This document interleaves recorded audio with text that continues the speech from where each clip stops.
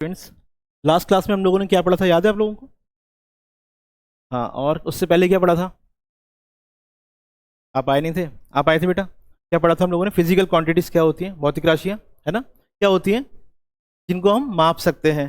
जैसे कि समय है, वजन है, लंबाई है। और जो हम नहीं माप सकते वो क्या था?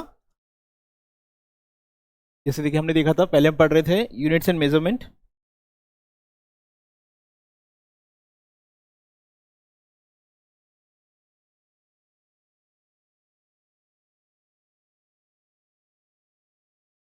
ये हम पढ़ रहे थे। सबसे पहले हमने देखा था फिजिकल क्वांटिटीज, भौतिक राशियां।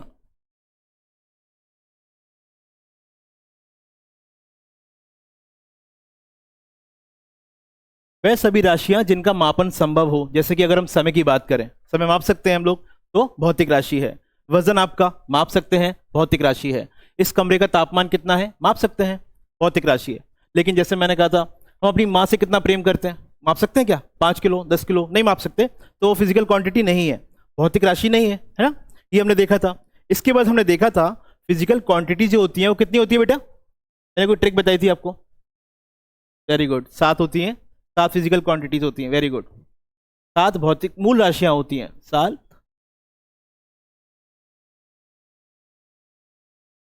या इसको फंडामेंटल भी बोलेंगे, फंडामेंटल मूल राशियां। अब आपको बताना है सातों के नाम, क्योंकि मैंने आपको ट्रिक से याद भी कराया था उस टाइम पर। हाँ, जो ट्रिक बता सकते हो, ट्रिक क्या थी वो? ट्रिक क्या थी?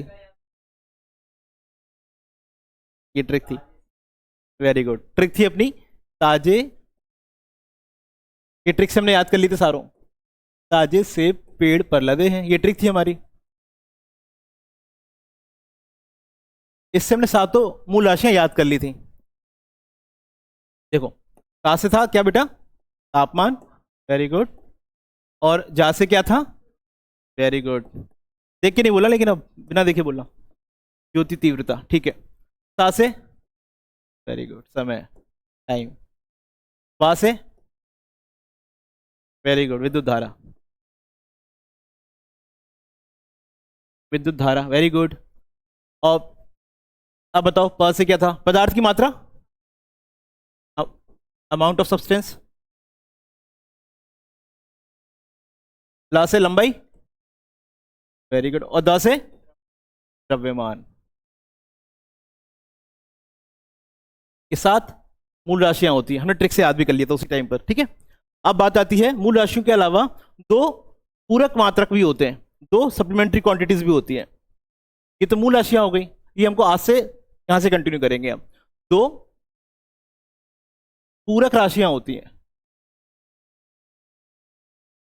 इसको इंग्लिश में कहते हैं सप्लीमेंट्री क्वांटिटीज। ये परीक्षा में पूछा गया कि सप्लीमेंट्री क्वांटिटीज कौन सी होती हैं। आपको पता है बेटा? और है, ये कुछ और है। ये तो मैंने कल बताया ही नहीं था लास्ट क्लास में, नहीं बताया था। पहला होता है बेटा समतल कोण, और ये दूसरा होता है ठोस कोण। इसको बोलते हैं प्लेन एंगल, इसको बोलते हैं सॉलिड एंगल, ये दो होते हैं। और इसके मात्रक होते हैं रेडियन और स्टेरेडियन। ये आपको नोट करना है, ये इंपॉर्टेंट है। अगर आपसे कोई पूछे कि बताइए पूरक राशियां कितनी होती हैं, तो याद रखिएगा 2 सप्लीमेंट्री क्वांटिटीज होती हैं। पहली होती है समतल कोण और दूसरी होती है ठोस कोण,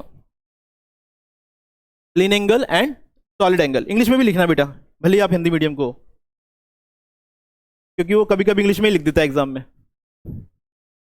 plane angle and solid angle,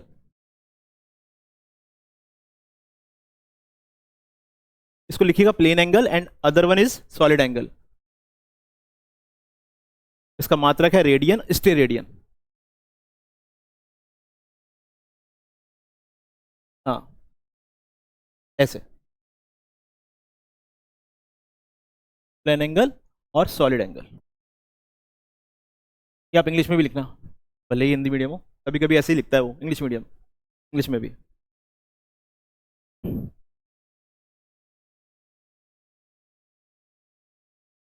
अभी मैं आपसे पूछूंगा क्लास के बाद में कि बताइए समतल कोण की मात्रक क्या होगा, फिर आप बोलोगे रेडियन सर, स्टेरेडियन। हाँ हाँ, ये मात्रक है। हाँ, ऐसा यूनिट दोनों की, याद रखिएगा। चलिए अब आगे बढ़ते हैं। फिर मैंने आपको बताया था कि, लिख लिया बेटा, नोट कर लिया, आगे बढ़े। चलिए, फिर मैंने आपको बताया कि कुछ राशियों को मापन कर सकते हैं, कुछ का नहीं कर सकते, लेकिन जिनका कर सकते हैं उनके लिए क्या सिस्टम होना चाहिए। तो क्या हुआ, सबसे पहले एक सिस्टम लाया था फ्रांस। अब आप बताओगे जो क्लास में आया था, फ्रांस कौन सा सिस्टम लेकर आया था? Very good. फ्रांस ने विश्व के सामने एक नया सिस्टम लॉन्च किया जिसका नाम था CGS system. Very good. France ने कहा कि हम तो भैया लंबाई किस में मापने वाले हैं, बताइए फुल फॉर्म क्या है इसका? सेंटीमीटर। वजन किस में मापेंगे? ग्राम। और समय सेकंड में मापेंगे। ये फ्रांस ने पूरे विश्व को बताया कि भैया ऐसे मापन होता है स्टैंडर्डाइज्ड, ये ऐसे करना चाहिए सीजीएस सिस्टम में। ठीक है, तो पहला प्रश्न क्या बनेगा, किस किस देश ने लॉन्च किया था? फ्रांस ने। और इसका एक अन्य नाम भी था, क्या था? मैं नोट कराया था, लिखा, आपने लिखा था गॉसियन प्रणाली, है ना। गॉसी क्यों बोला था? क्योंकि साइंटिस्ट का नाम क्या था? गॉस, इसलिए इसको गॉसीय प्रणाली भी बोला था हमने, गॉसियन सिस्टम भी बोला था।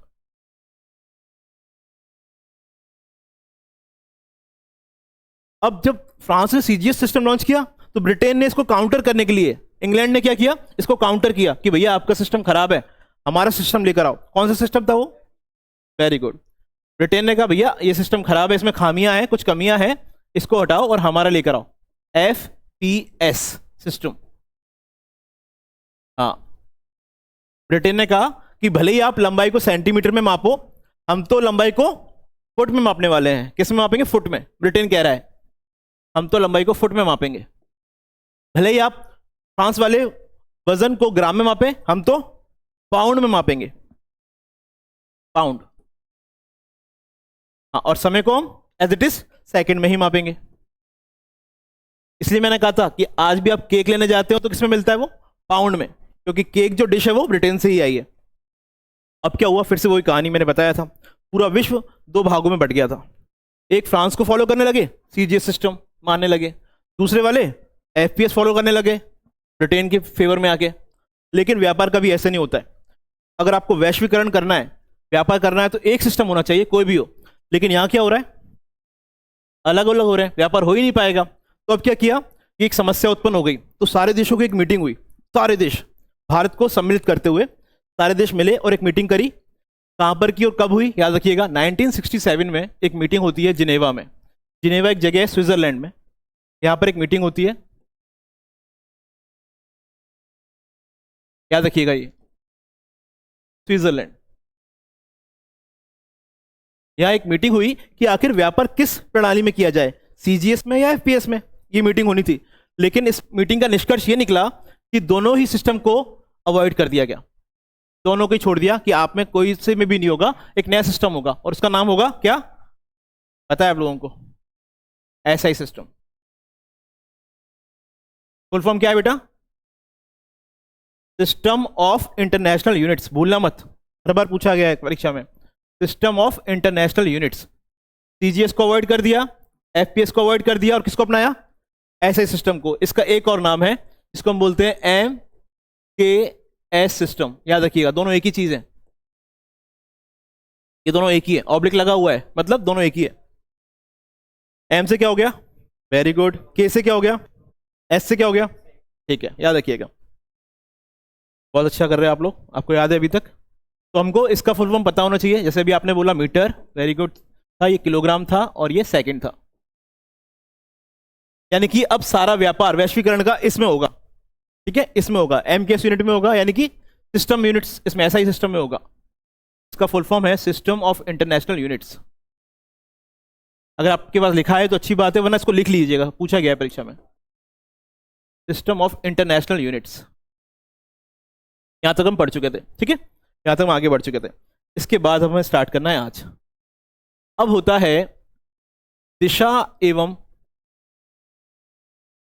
कोई इंग्लिश मीडियम है क्या आप में से? सब हिंदी मीडियम है? हिंदी मीडियम।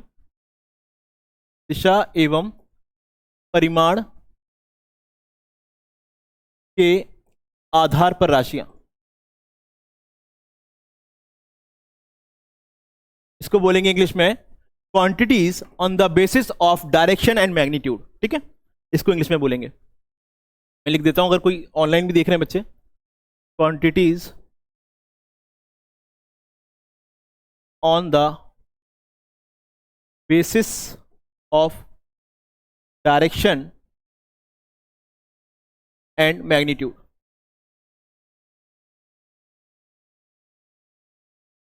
बेटा ये इसके आधार पर दो भागों में बढ़ जाती है, और वो होती है अदिश और सदिश। अदिश राशियां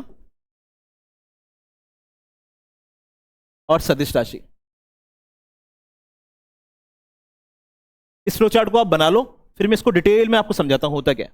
इसको आप बनाइए, यहां से हम स्टार्ट कर रहे हैं आज क्लास। दिशा एवं परिमाण के आधार पर राशियां।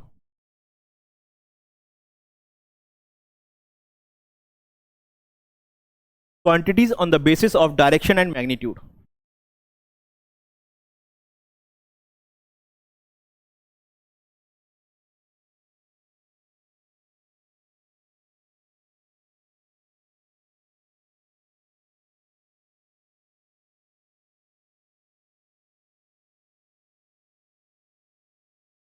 तो बोलेंगे स्केलर,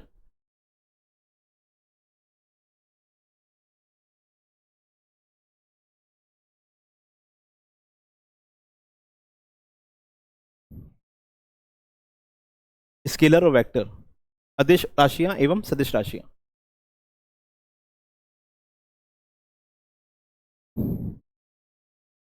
हाँ, परिमाण, मैग्नीट्यूड मैं बताऊंगा अभी क्या होता है।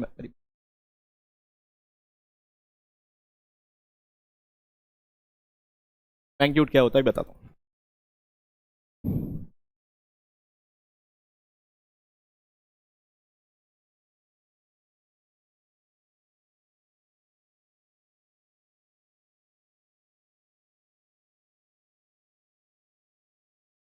तो बहुत सिंपल कर देंगे फिजिक्स को अभी ट्रिक्स के माध्यम से। देख लिया, जैसे अभी इन्होंने पूछा कि परिमाण क्या होता है, मैग्नीट्यूड क्या होता है, तो अभी आपको मैं समझा देता हूँ ना। एक डाउट आ गया परिमाण क्या होता है, तो लगे यार समझ लेते हैं परिमाण क्या है।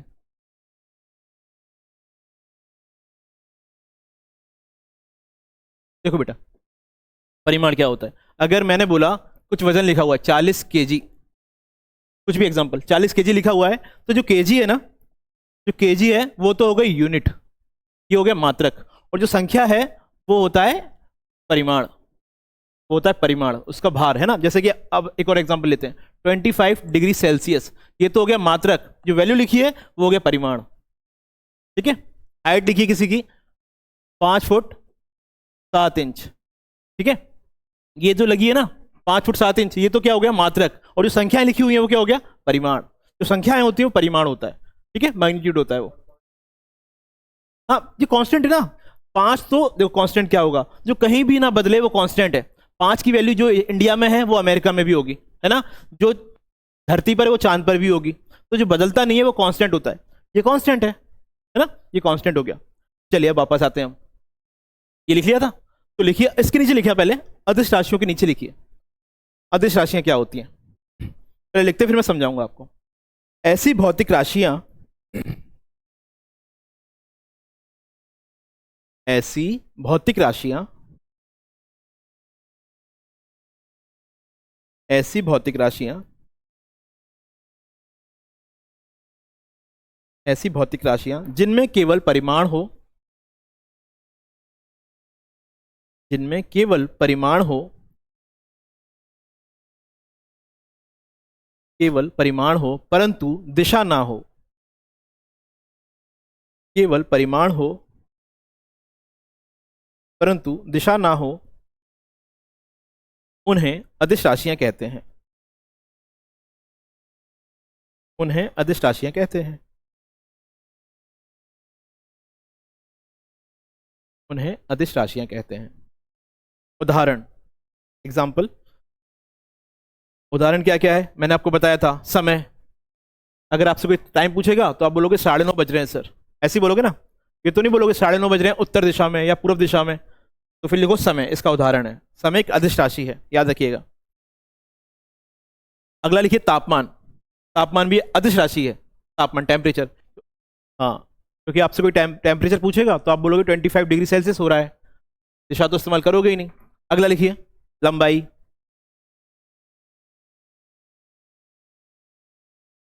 लंबाई। लास्ट लिखिए आयतन। आयतन, वॉल्यूम, आदि। अब कर दीजिए आदि यानी एटसेट्रा। अभी आप लोड मत दीजिए, मैं इसको ट्रिक से आपको करा दूंगा सारा, है ना। अब सदिश में आ जाइए। सदिश राशियां, वेक्टर क्वांटिटीज क्या होती है? ऐसी भौतिक राशियां, ऐसी भौतिक राशियां, ऐसी भौतिक राशियां, ऐसी भौतिक राशियां जिनमें परिमाण के साथ साथ, जिनमें परिमाण के साथ साथ दिशा भी हो, जिनमें परिमाण के साथ साथ दिशा भी हो। दिशा होनी चाहिए, उसमें दिशा नहीं थी अदिश में, दिशा भी हो, उन्हें सदिश राशियां कहते हैं। Those physical quantities which have magnitude as well as direction are called vector quantities. दिशा भी हो, उन्हें सदिश राशियां कहते हैं, उन्हें सदिश राशियां कहते हैं। उदाहरण लिखिए। वेग, इंग्लिश में बोलेंगे वेलोसिटी। विस्थापन, इंग्लिश में कहेंगे डिस्प्लेसमेंट। विस्थापन। वेग, वेग को इंग्लिश में वेलोसिटी बोलते हैं। फिर विस्थापन, इसको इंग्लिश में कहते हैं डिस्प्लेसमेंट। अगला है विद्युत क्षेत्र। मैं लिख के दिखाता हूं आपको। विस्थापन, डिस्प्लेसमेंट, हाँ ये रहा, बोर्ड पे लिखा हुआ है। अगला है विद्युत क्षेत्र। एक और लिखिए बल। बल। अंतिम है त्वरण, एक्सेलरेशन। बल के बाद त्वरण, त्वरण ऐसे लिखेंगे, त्वरण, एक्सेलरेशन, आदि, त्वरण, आदि। अब देखिए, आपने जो भी सदिश राशियों में लिखे हैं ना, एक सेकेंड, वेग, विस्थापन, विद्युत क्षेत्र भी लिखा है, बल और त्वरण। त्वरण, मैंने आपको एक ट्रिक बताई थी, क्या ट्रिक थी? इसमें आपको वाह दिख रहा होगा बार बार, दिख रहा है वाह? देखो वाह यहां भी दिखेगा आपको, यहां भी वाह दिखेगा, यहां भी वाह दिखेगा, यहां भी वाह दिखेगा और यहां भी वाह दिखेगा। पता है ये क्या हुआ? अब सुनो ध्यान से, जो ट्रिक अपन ने बनाई ना, जो एग्जाम सेटर है ना उसको भी पता चल गई ये ट्रिक, वो भी अपन से एक कदम आगे चल रहे हैं ना, उसको पता चल गई अच्छा बच्चों आप ऐसे कर रहे हो ट्रिक्स, तो उन्होंने कुछ तिकड़म निकाल दी इसमें से। वो तिकड़म हमें पता होना चाहिए क्या कर दिया उन्होंने, पता है? तो ना सारे वाह वाले इसमें आ रहे थे, लेकिन कुछ वाह वाले ऐसे थे जो सदिश ना होकर अदिश थे, और वो वहीं से क्वेश्चन पूछने लगा, बच्चे वाह वाली ट्रिक से गए थे और खेल खत्म हो गया। तो हमको क्या करना है, कुछ अपवाद हैं, एक्सेप्शन है। अपवाद मतलब होता है वाह तो आएगा, वाह तो आएगा लेकिन वो सदिश ना होकर अदिश होगा, वो आपको वहां चकमा देंगे।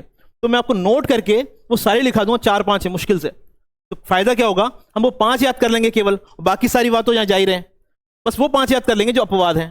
ट्रिक समझ रहे हो आप? हम उनसे एक कदम और आगे चल रहे हैं, वो वाले 5 याद करेंगे जो एक्सेप्शन है, अपवाद है। तो नोट करके लिखिएगा। हाँ, वाह होगा लेकिन वो अदिश हो जाएगा, तो नोट करके लिखिएगा, नोट करके लिखिए। विद्युत धारा, अब ये नोट करके स्टार लगाइएगा, ये इंपॉर्टेंट है। वाह आएगा लेकिन चकमा देगा वो आपको। विद्युत धारा, वो विद्युत क्षेत्र था बच्चों, अभी देखा था जो पहले, वो विद्युत क्षेत्र था, ये विद्युत धारा है, चकमा नहीं खाना। विद्युत धारा। अगला लिखिए दाब, प्रेशर, दाब, हाँ बा आ रहा है देखो, दाब। अगला लिखिए द्रव्यमान, वेरी गुड, द्रव्यमान, वॉल्यूम, द्रव्यमान। घनत्व, डेंसिटी, और आखिरी है आवृत्ति, फ्रीक्वेंसी। बस घनत्व और आखिरी आवृत्ति, फ्रीक्वेंसी, आवृत्ति, ऐसे लिखेंगे देखो, आवृत्ति यानी फ्रीक्वेंसी।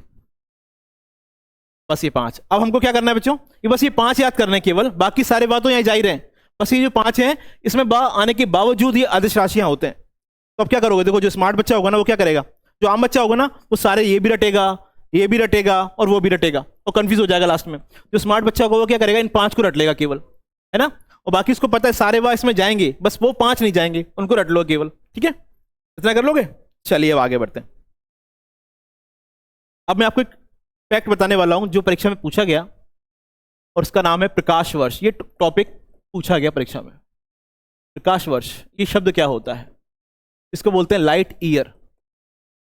आपने सुना है किसी ने इसको? पहली बार सुन रहे हो क्या? हाँ, प्रकाश वर्ष पहली बार सुन रहे हो, सुन चुके हो इसको? कभी सुना हुआ है? पढ़ा होगा शायद 11th-12th में आप लोगों ने। कोई बताएगा क्या? कोशिश करो, वरना फिर मैं बताऊंगा। नहीं, चलो मैं बताता हूं, देखो जरा ध्यान से। अब प्रकाश वर्ष क्या होता है? प्रकाश द्वारा एक वर्ष में तय की गई दूरी को प्रकाश वर्ष कहते हैं।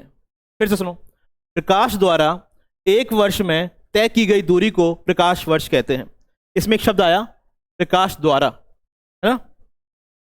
तो प्रकाश द्वारा यानी प्रकाश की चाल पता होना चाहिए आपको। प्रकाश की स्पीड क्या होती है? लाइट की स्पीड क्या होती है? कोई बताएगा? बहुत इंपॉर्टेंट है ये तो यार, 11th क्लास में पढ़ा हम लोगों ने, भूल गए? ये तो बहुत इंपॉर्टेंट है।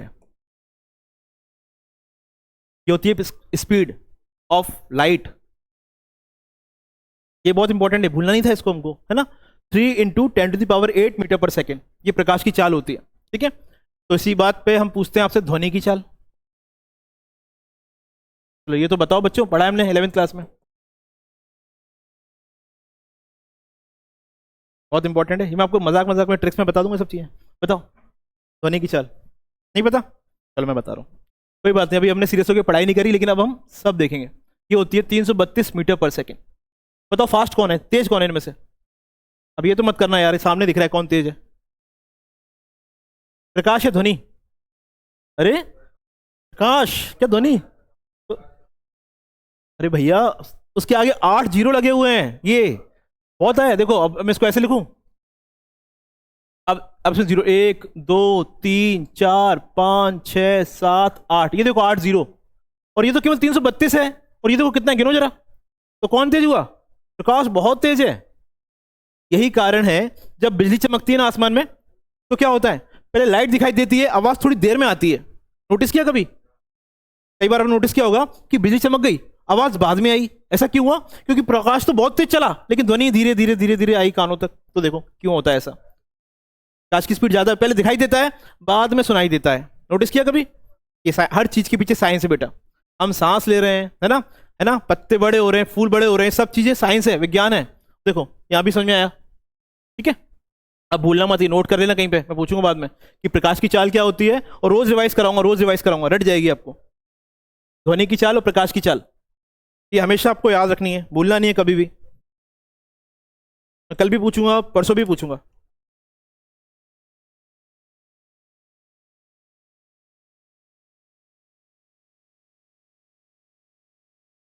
हाँ, प्रकाश प्रकाश वर्ष की, मैं लिखा रहा हूँ, वही लिखाने वाला हूँ। इसको कहीं नोट करके साइड में लिख लिया पहले, ये वैल्यू साइड में कहीं लिख लो पहले कहीं, क्योंकि ये बहुत इंपॉर्टेंट है। न्यूमेरिकल्स करेंगे ना हम लोग, तभी काम आएगा।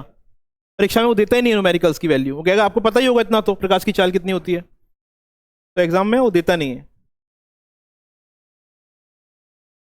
3 × 10⁸ मीटर पर सेकेंड, और ध्वनि की चाल होती है 332 मीटर पर सेकेंड। हो गया? चलिए अब हम लिख रहे थे प्रकाश वर्ष, ये तो नोट करके हमने साइड में लिख दिया, काम आएगा हमारे, हमेशा आता रहेगा। अब हम प्रकाश वर्ष पर लौट कर आते हैं दोबारा। इसमें लिखिए प्रकाश द्वारा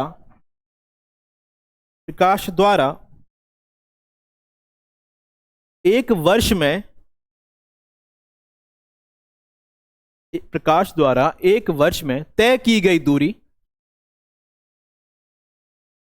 प्रकाश द्वारा एक वर्ष में तय की गई दूरी को प्रकाश वर्ष कहते हैं।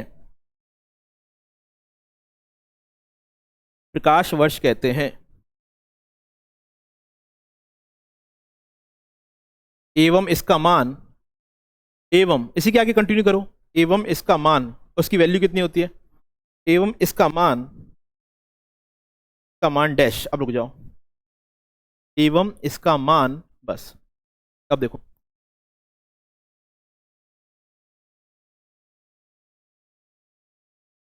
ये आपने नोट कर लिया, मैं इसको हटा रहा हूं।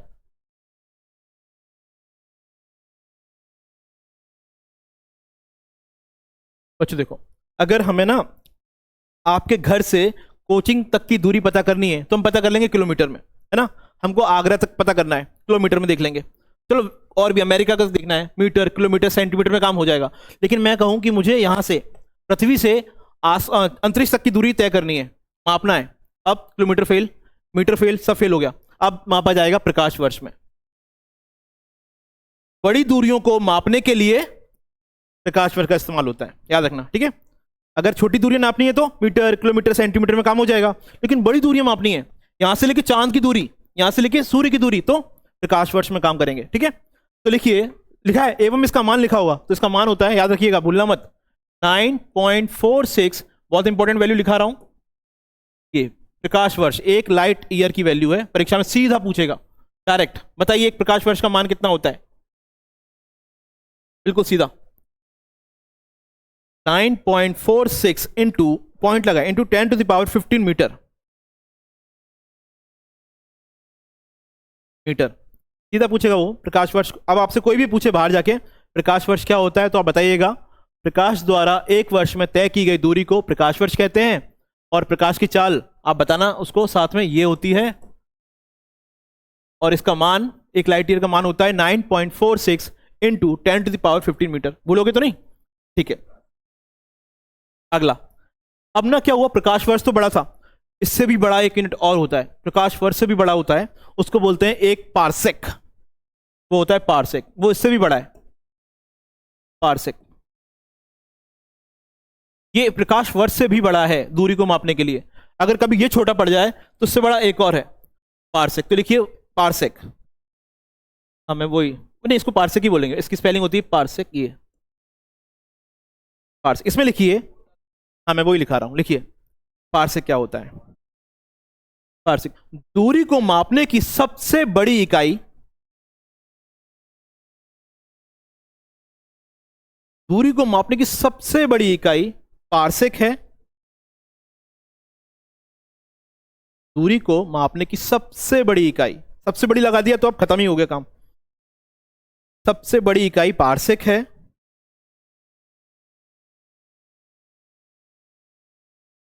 एवं इसका मान,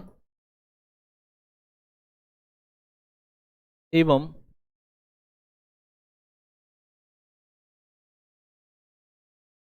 इसका मान, एक सेकेंड, एवं इसका मान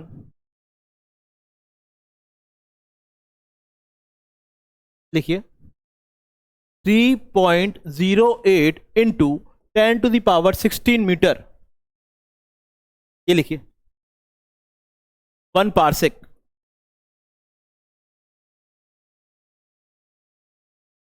ये 2-3 वैल्यूज मैं आपको लिखा रहा हूं जो बहुत इंपॉर्टेंट है, आज जो क्लास में लिखा है सब इंपॉर्टेंट है बहुत।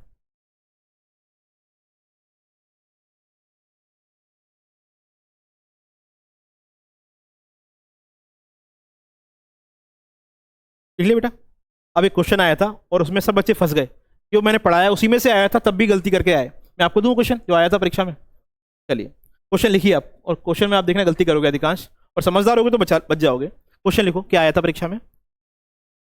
देखिए पहला प्रश्न था प्रकाश वर्ष, ये क्वेश्चन आया हुआ है परीक्षा में, प्रकाश वर्ष किसका मात्रक है। अभी देखो, है ना, प्रकाश वर्ष किसका मात्रक है, ऑप्शन लिखिए। हाँ, प्रकाश वर्ष किसका मात्रक है, ये हमने क्वेश्चन लिखा, अब इसके ऑप्शन भी थे परीक्षा में। ऑप्शन लिखिए, समय, वेग, वेग, हाँ वेलोसिटी, वेग, दूरी, या इनमें से कोई नहीं।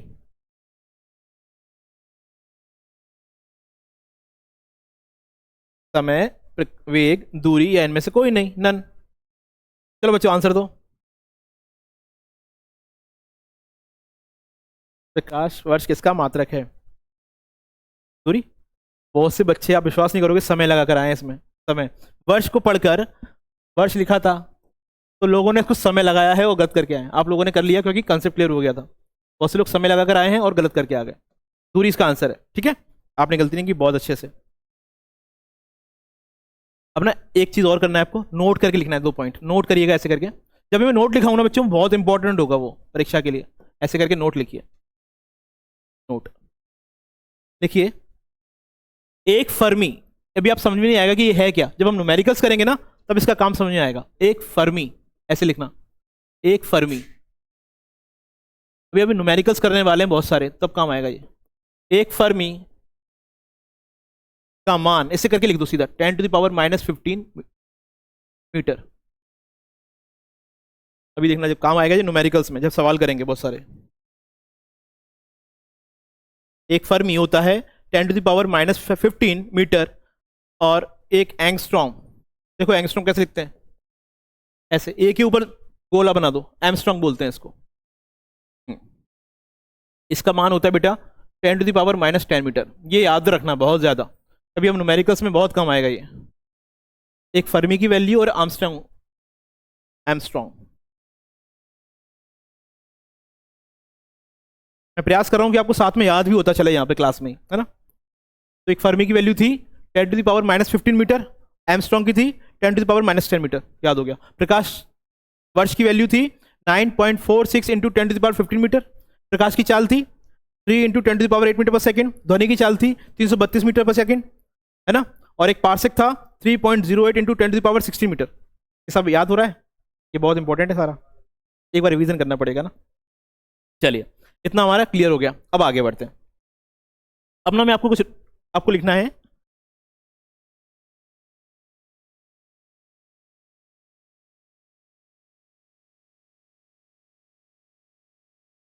इंपॉर्टेंट फैक्ट्स, महत्वपूर्ण तथ्य। इंपॉर्टेंट फैक्ट्स, इंपॉर्टेंट फैक्ट्स, महत्वपूर्ण तथ्य।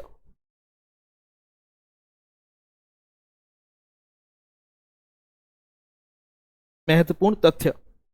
बच्चों देखो, कभी ऐसा लिखा होगा 10⁻1 को बोलते हैं डेका, सुना आपने, इसको डेका बोलते हैं, डेसी, है ना। 10⁻3 को बोलते हैं हेक्टा, ठीक है, पढ़ा है। तो ऐसा एक टेबल बनाने वाले हैं हम लोग, तो आप लिखते जाइए। पहले लिखिए 10⁻1 को बोलेंगे डेका, डेका, डेका, और ये 2 है, मैंने गलती से 3 लिख दिया। 10⁻2 को बोलेंगे हेक्टा, 10⁻3 को बोलेंगे किलो, किलो। 10⁻6 को बोलेंगे मेगा, मेगा। और 10⁻9 को बोलेंगे गीगा। ये आपको पता होना चाहिए बच्चों, ये हमारे बेसिक कंसेप्ट होते हैं 10th 11th 12th में। लिख लिया?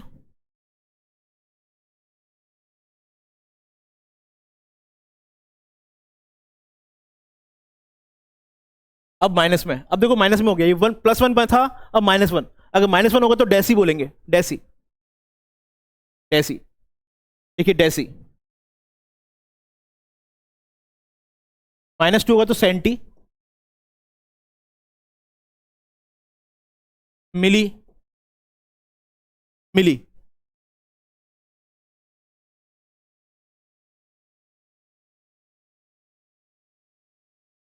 माइक्रो, ये होता है नैनो। ये टेबल आप बस इसको याद कर लीजिए मेरे कहने पे, फिर आप देखिए मैं न्यूमेरिकल कितना आसान कर दूंगा आपके लिए, अगर आपने इतना भी याद कर लिया तो।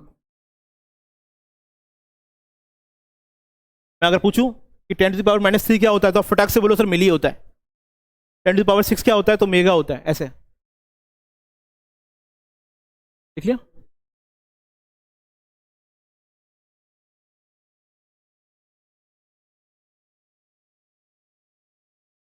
आजकल ना जो जमाना है ना वो यहाँ पहुंच चुका है, नैनो में। अब यहाँ काम चल रहा है सारा।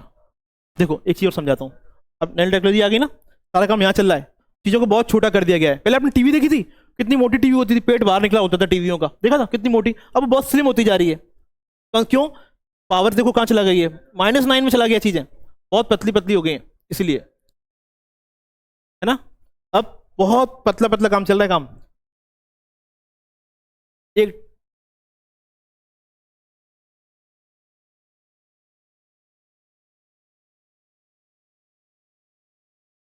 एक शब्द आएगा क्यूरी टेम्परेचर, क्यूरी तापमान।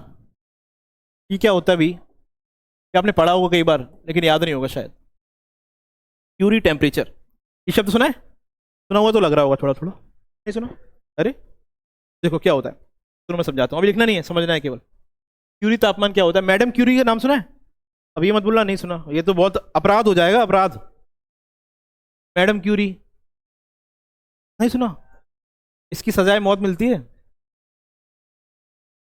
हाँ, इनका नाम तो इनको नोबेल प्राइज मिला है, इन्होंने रेडियम की खोज की थी, और जो यूरेनियम होता है, परमाणु बम बनते हैं, वो उनने खोज की थी मैडम क्यूरी ने। इनके हस्बैंड थे पी क्यूरी, और इनने मिलकर इनको नोबेल प्राइज मिला है। बहुत बड़ी हस्ती है ना। तो इन्हीं के नाम पर उन्होंने खोज की थी क्यूरी टेम्परेचर क्या होता है। बच्चों देखो, किसी चीज को अपन गर्म करते हैं ना, गर्म करते जाओ करते जाओ करते जाओ, तापमान बढ़ता जाएगा। 200 डिग्री सेल्सियस, 400, 1000, बढ़ाते जाओ, बढ़ता जाएगा, बढ़ता जाएगा। आप जितना बढ़ाओगे बढ़ता जाएगा, है ना। करते जाओ, कोई लिमिट नहीं है गर्म करने की। लेकिन ठंडा करते जाओ, नीचे ठंडा करते जाओ, होता जाएगा, होता जाएगा, होता जाएगा। लेकिन फिर एक लिमिट आएगी, उससे नीचे ठंडा होना बंद हो जाएगा। वहां पे खत्म, वहां पे लिमिट उसके आगे है ही नहीं। मैंने क्या कहा, फिर से सुनो। गर्म करने की कोई सीमा नहीं है, गर्म करते जाओ, कोई लिमिट नहीं है, अनंत है। लेकिन ठंडे करोगे ना, करते जाओगे तो एक लिमिट ऐसी आएगी जहां चीजें बंद हो जाएंगी, अब कर ही नहीं पाओगे इससे नीचे ठंडा। लास्ट लिमिट होती है, और उसी तापमान को बोलते हैं क्यूरी तापमान, और इसका वैल्यू होता है -273 डिग्री सेल्सियस। यानी ये यहां पर अगर आप पहुंच गए तो तापमान इससे नीचे जाएगा ही नहीं भाई। ये लास्ट लिमिट होती है ठंडा करने की, ठंडा करने की लास्ट लिमिट है। परीक्षा में पूछेगा, बताइए क्यूरी तापमान क्या होता है? तो न्यूनतम तापमान है, और इसका मान होता है क्या? -273 डिग्री सेल्सियस। याद रखोगे? तो लिखिए इसके अंदर, अब नहीं भूलोगे आप। क्यूरी तापमान में लिखिएगा, क्यूरी तापमान, क्यूरी तापमान। ये सब वैल्यूज है ना, आपको याद होना चाहिए। मैं आके पूछूंगा नेक्स्ट क्लास में आपसे। किसी भी क्यूरी तापमान, क्यूरी टेम्परेचर, क्यूरी तापमान बोलेंगे हिंदी में, इंग्लिश में बोलेंगे क्यूरी टेम्परेचर। किसी भी वस्तु को, किसी भी वस्तु को ठंडा करने की,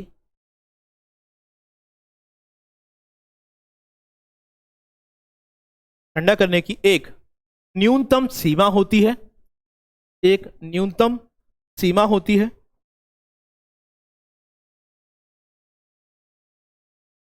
एक न्यूनतम सीमा होती है जिससे, जिससे ज्यादा, एक न्यूनतम सीमा होती है जिससे ज्यादा वस्तु को ठंडा नहीं किया जा सकता, जिससे ज्यादा वस्तु को ठंडा नहीं किया जा सकता, वस्तु को ठंडा नहीं किया जा सकता। इसे ही, इसे ही क्यूरी तापमान कहते हैं, इसे ही क्यूरी तापमान कहते हैं। एवं इसका मान, एंड इट्स वैल्यू इज, एवं इसका मान यानी कि इसकी वैल्यू होती है, बोर्ड पर लिखी हुई है, माइनस,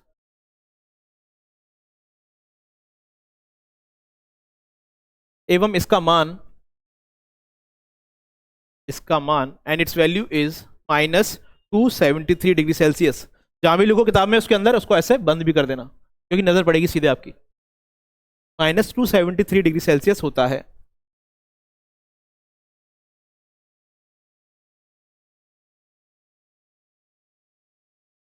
जब भी आप पढ़ा करो ना, कुछ फैक्ट्स आया करें इंपॉर्टेंट, तो उसको बॉक्स में बंद कर दिया करो, और जब रिवाइज करा करो तो उसको हाईलाइट कर दिया करो कलर से। क्यों? जब अगली बार पढ़ोगे ना तो सीधा नजर उसी पे जाएगी, इंपॉर्टेंट फैक्ट्स पर। ठीक है, याद है, ट्रिक्स होती है पढ़ने की, तरीका है पढ़ने का। ये हो गया। अब मैं बहुत इंपॉर्टेंट टॉपिक स्टार्ट करने जा रहा हूं, आप लोग तैयार हैं? डायमेंशनल फॉर्मूला कैसे बनाते हैं, अभी तक आप रटते आ रहे होगे। देखो ऐसा होता है, आपने ये तो देखा ही होगा, इस तरह से, इस, ऐसा कुछ देखा है कुछ ऐसा? आता है कि परेशान होते थे या बनाना आता है? बनाना नहीं रटा था? देखो ये ना बच्चे रट लेते हैं, मैं आपको बनाना सिखाऊंगा, ये बनाते कैसे। रटना नहीं है, अब रटने का काम खत्म। हाँ, मैं आपको यहाँ पे क्लास में, मेरी गारंटी सिखा के भेजूंगा, है ना, कैसे बनाते हैं। रटना नहीं, हमको समझना है बनाएंगे कैसे इसको। ठीक है, तो स्टार्ट करते हैं। इस टॉपिक का नाम है विमीय सूत्र। हाँ, और डायमेंशनल फॉर्मूला बोलते हैं इंग्लिश में। तो बनाते कैसे, आज टाइम रहा तो आज ही सीखेंगे, वरना थोड़ा बेसिक जान लेंगे इसके बारे में, होता क्या है। ये बहुत इंपॉर्टेंट टॉपिक है फिजिक्स का, यहाँ से क्वेश्चन हर बार आएगा। डायमेंशनल फॉर्मूला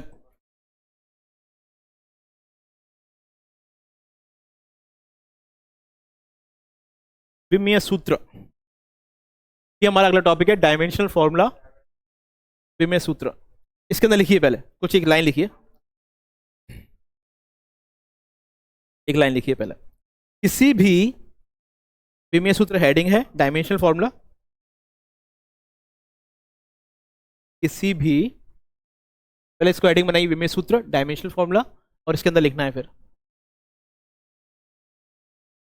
बस एक लाइन लिखिए, फिर मैं समझाऊंगा इसको होता क्या। किसी भी भौतिक राशि को, किसी भी भौतिक राशि को, किसी भी भौतिक राशि को, भौतिक राशि को एम एल कॉमा टी, किसी भी भौतिक राशि को M comma L comma T, अभी कभी लिखते जाइए, समझाने का काम मेरे ऊपर छोड़ दीजिए।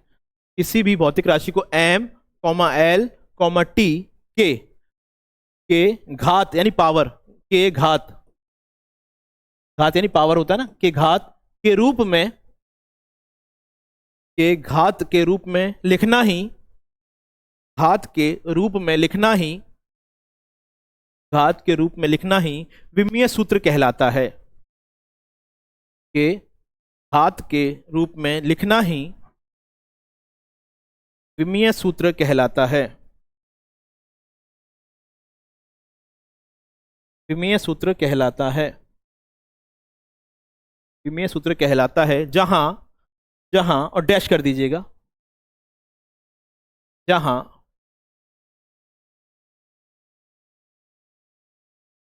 जहां द्रव्यमान के लिए कैपिटल एम, जहां, फिर इसके बाद ही लिखना, द्रव्यमान के लिए कैपिटल एम, लंबाई के लिए कैपिटल एल,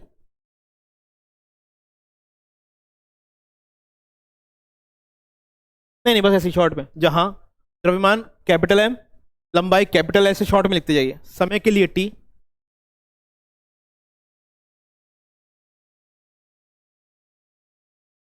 समय के लिए टी, एवं विद्युत धारा के लिए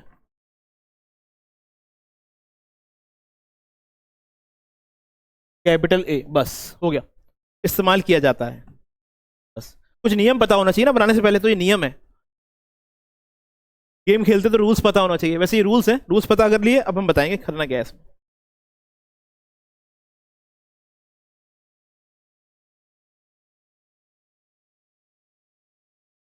लिख लिया, चलिए अब स्टार्ट करते, एक बनाना से देखते हैं अपन। देखो, जहां भी, अब देखना, जहां भी द्रव्यमान हो, मास, ग्राम, किलोग्राम, ये सब आए ना, वहां पर हम एम इस्तेमाल करेंगे। जहां भी लंबाई की बात हो, मीटर, सेंटीमीटर, किलोमीटर, वहां हम एल का इस्तेमाल करेंगे। जहां भी समय आएगा वहां टी, और जहां करंट की बात होगी वहां ए इस्तेमाल करेंगे। बस इतने रूल्स हैं, अब देखते जाइए। पहला, हमारी परीक्षा में मान लीजिए आया कि बताइए क्षेत्रफल का विमीय सूत्र क्या होता है। अब मैं रटाऊंगा नहीं आपको, बस समझाऊंगा। What is the dimensional formula of area, ये परीक्षा में आ गया और हमको याद नहीं था, रटा हुआ नहीं था हम लोगों ने। अब क्या करेंगे, तो बनाना सीखते हैं। देखो, हर चीज का एक फॉर्मूला होता है। इसका क्षेत्रफल का फॉर्मूला होता है लंबाई गुणा चौड़ाई।